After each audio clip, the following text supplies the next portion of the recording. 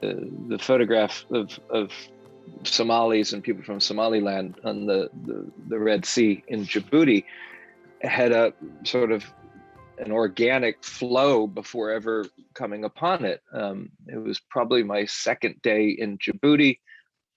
I had already been traveling overland with my friend and dear colleague, Paul Salopek, on the Out of Eden walk. And I was ahead of him because I don't walk with Paul all the time. But I was out walking along the streets and by the waterfront of Djibouti City, and my good friend Stanislas, who was working with me, said, "Oh, John, you must be tired. You want to go back to the hotel?" And I said, "No, Stanislas, it's because it's getting dark." And I said, "No, Stanislas, the lighting is just going to get more interesting, and you know, I've never been here before, and yeah, I'm tired, but let's just go walk along the beach and you know, look. There's just all sorts of, you know, there really wasn't anything on the beach where we were at that point, but I just didn't want to go to the hotel, and so we're walking and we're talking, you know, about family, about life. We'd only known each other at that point for about 2 days. But he was just a super kind, you know, amiable fellow. And we're walking probably an hour and a half, I guess, sort of in the direction of the Hotel Dar es Salaam is where I stayed. Just a hole in the wall place because I don't like fancy hotels. And we're walking and it's dark at this point. And amazingly, it was a full moon, or thereabouts. And like in the nearing distance, as we're walking, there's a group of people all standing there with, you know, phones in the air, and like shaking them, moving them around. And I'm like, Stanislas, what are these people doing here? And of course, he sees it all the time, right? And this comes back to one of your early questions, Kike, about keeping fascinated with everything. He didn't see it fascinating because he sees it all the time.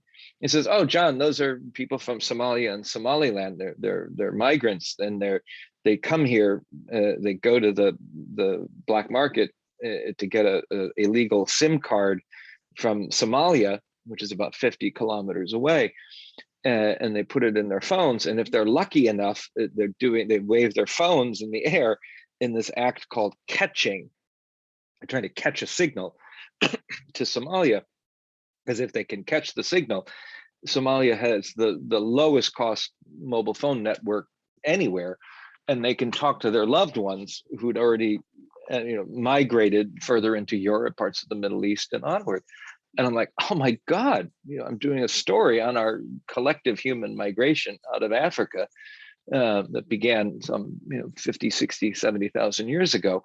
And here right before me, as we're walking along the beach, is our ancestors, is us, but with technology to be able to communicate with our loved ones in an unprecedented period of our human existence. In this fragile, truly continuously precarious act of migration for millions of us on the planet. And it was just happening right here at this one spot. And because on this little alcove or outwardness of the sand, you theoretically was the known spot to be able to try to catch the signal. And I was just flabbergasted, it's again, this curiosity, I suppose, but also the notion, curiosity of like, what are they doing, right? You could just walk right by them and go, oh, but there weren't like hundreds of people. There were maybe 10, 20. I went back a few other nights too, just to keep seeing it. Police didn't like it. They would sometimes raid them because they'd rather them use the Djiboutian telephone network.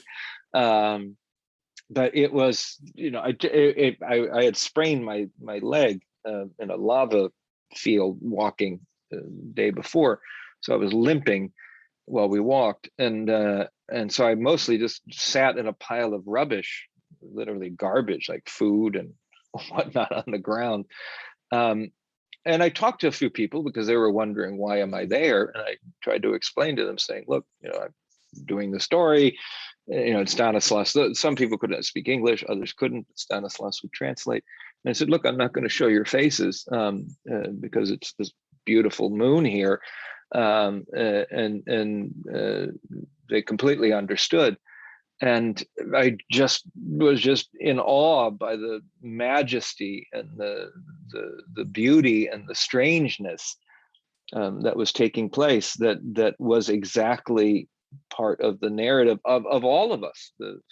How many times have you even here in the Berkshires where I live, the signal goes out and you'll move around trying to catch the signal, or Absolutely. maybe you'll be in a car and you'll move the car to another place, or you'll walk a bit to get a signal. It's an image that is a testament of our time today, and the testament of our enormity in the act of migration that's affecting so many of us, because we know better. We know that totalitarian rule and corruption and poverty and global warming are major conduits of forced migration. We're suffering on our planet in divided areas because of borders, these invisible lines again. We seek opportunity and hope. And that image signal sort of culminates so many layers of hope that really belongs to all of us.